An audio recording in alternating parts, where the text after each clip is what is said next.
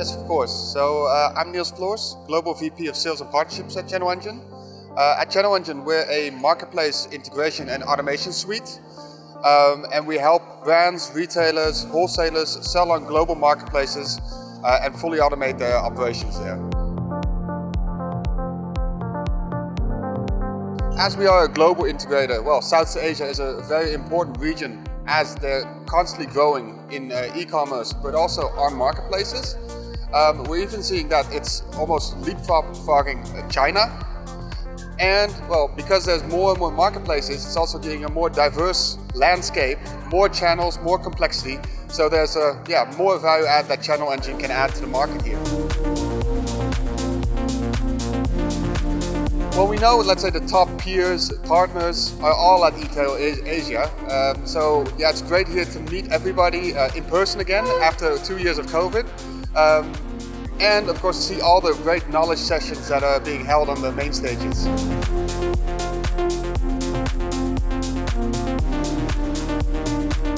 Well, yeah, I don't know if it's only 2022, but let's say some of the trends are evolving. So like online marketplaces, there's more and more coming and they're dominating the e-commerce space. Besides that, we're seeing that social commerce is a big player at the moment. So and also taking a big, let's say, stake of the total e-commerce there.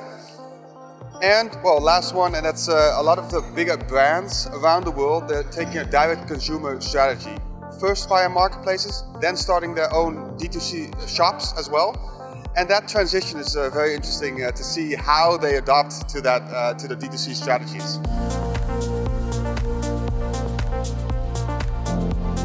Well, I think one of the consumer trends that's influencing this is, of course, that it's an international community that you see here in Southeast Asia, but you see it all around the world. So people are traveling all over the globe, but they also expect that the brands travel with them all over the globe.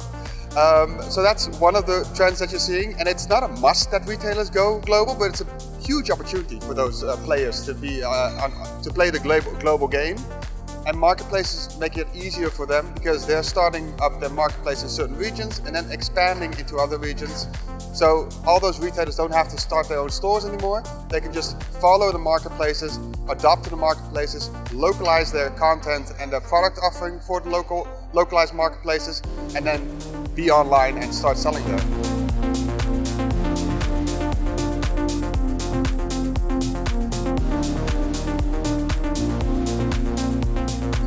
Well, as I just said, I think localization is key here. So making sure that you get the market that you're going to, make sure you have your fulfillment set up for the market so that they also get their products as expected on time. But make sure that the content is not only translated, but also localized. Because every region has different kinds of plugs, they have a different kind of communication, how you talk to people in a region. But even a small thing like your pricing, like rounding off your prices, in every region it's different.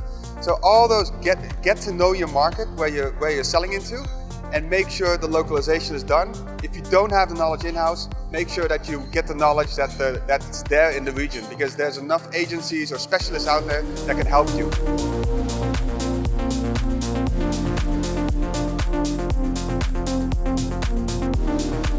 So cross-border payments is one of the challenges. I mean, we have to make sure that you can get your payments. We have to make sure that, of course, that you have your currency conversion set up for every region. The rounding off, as I just said, that the prices are displayed the right way on all of your sales channels. But I think that's not the only challenge in a certain region. I think the bigger challenge is getting your content right, getting your logistics set up that you can ship to a certain region, but also compete with the local players that are in that region as well.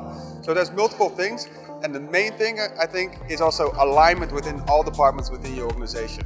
Because finance is one of them, but let's say going cross-border needs to be throughout your DNA of the entire organization. That's not only one department there.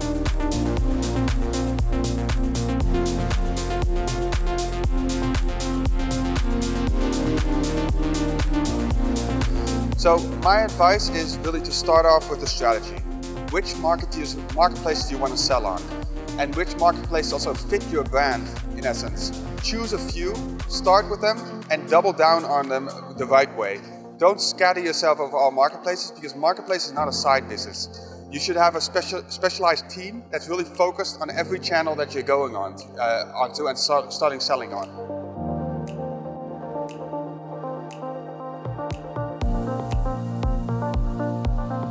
The top, let's say, tips is make sure that you start off with your strategy and do your due diligence. Look what's needed to be successful in the region. Don't just start and think that you can just copy things from other regions and then start off and be successful. It's not going to work. Every marketplace has a different algorithm. Every marketplace has a different way of working. Every marketplace has a different top-selling product on the marketplace. So make sure you really do your homework and start off the right way.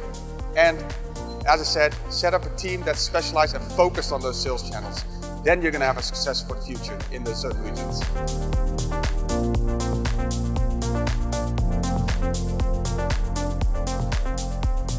It's never too early to start looking at the future.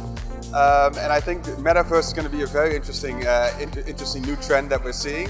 I mean, you're already seeing that digital products are being sold in the metaverse. It's combining, let's say, traditional retail where you have the experience with e-commerce. So it's going to be a very interesting combination there. And we already see that Gartner already expected 25% of total consumers being at least 1 hour a week on the metaverse in 2026. So that shows that they're going to be there, and I think early adoption, you'll be one of the first there. So it's always good to start investigating the future there. And big players are already doing it. So we see Nike doing it, DC doing it. So why not you?